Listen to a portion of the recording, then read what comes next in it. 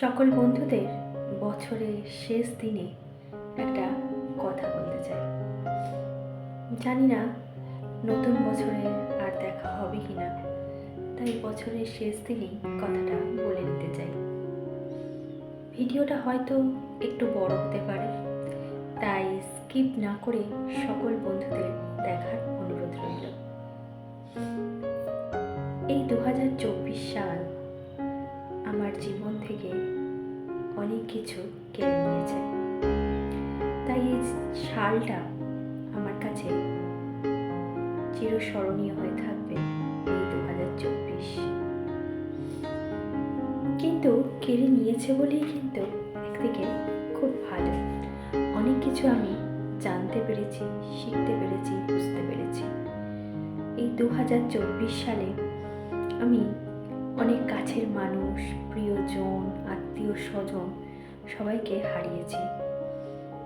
না, তারা কেউ মারা যায়নি, সবাই বেঁচে আছে, কিন্তু আমার থেকে অনেকটা দূরে চলে গেছে। মানে আমার সাথে আর কোনো সম্পর্ক নেই, আমি হারিয়েছি। তো এই নিয়ে আমার কিন্তু কোনো দুঃখ নেই, কোনো আফসোসও নেই, কারণ তারা আজ কাছে নেই বলেই আমি আজকে সেই ওই জায়গা থেকে আজ আমি এই জায়গায় দাঁড়িয়ে আছি, মাথা উঁচু করে দাঁড়িয়ে আছি।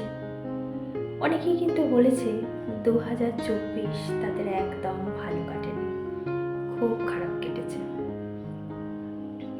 কিন্তু আমার সে ব্যাপারটা একদমই নয়। 2024 আমাকে অনেক কিছু শিখিয়ে দিয়ে গেছে। কিভাবে মুখোশধারী মানুষদের জানতে হয়, চিনতে হয়, সেটা শিখিয়েছে।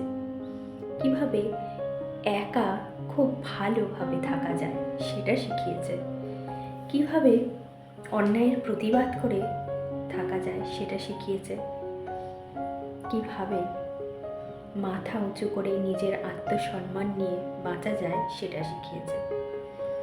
কারণ আমি আমার এটা ব্যক্তিগত জীবন দিয়ে বলছি, মানে আমার নিজের জীবনের অভিজ্ঞতা থেকে বলছি। এই যে ভগবান যে আমাদের পাঠিয়েছে না, সে কিন্তু কাউকে নির্গুণ করে পাঠায়নি। প্রত্যেকটা মানুষেরই কিন্তু একটা না একটা গুণ দিয়েই সে পাঠিয়েছে, শুধু সেই গুণটা খুঁজে বের করে নিতে হবে। আর সেটা তো এমনি এমনি খোঁজা যায় না। সেই পরিস্থিতির চাপে পড়লেই মানুষ যে কতটা গুণী সে কিন্তু ঠিক পার করে নেয়। কারণ সে অন্ধ হোক, বোবা হোক, কালা হোক, তার হাত পা চলে না, যাই হোক, কিন্তু তার কিছু না কিছু গুণ আছে।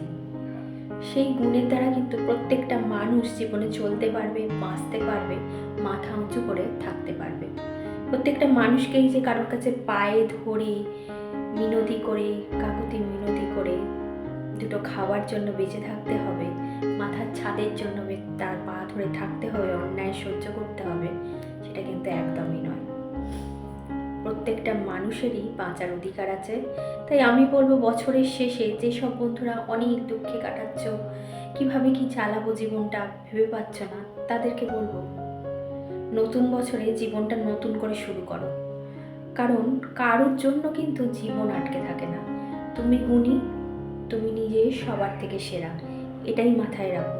তাহলে দেখবে তুমি নিজে মাথা উঁচু করে আমার মতো দাঁড়াতে পারবে। আমার কিন্তু কিছু ছিল না, মানে পাশে দাঁড়াবার মতো কেউ ছিল না, পেছনে সাপোর্ট দেওয়ার মতো কেউ ছিল না, কোনো মানি ছিল না, কোনো ব্যাংক ব্যালেন্স ছিল না, একদম জিরো। সেই জিরো থেকে আজকে আমি দাঁড়িয়ে আছি, মাথার ওপরে ছাদ আছে। কারণ আমার একটাই বিশ্বাস, ভগবান আছে। ভগবান আমাকে যখন পাঠিয়েছে, আমাকে সে গুণ দিয়ে পাঠিয়েছে। আমি আমার নিজের কাজের গুণে, নিজের ব্যক্তিত্বের গুণে সবার কাছে আমি পরিচিত।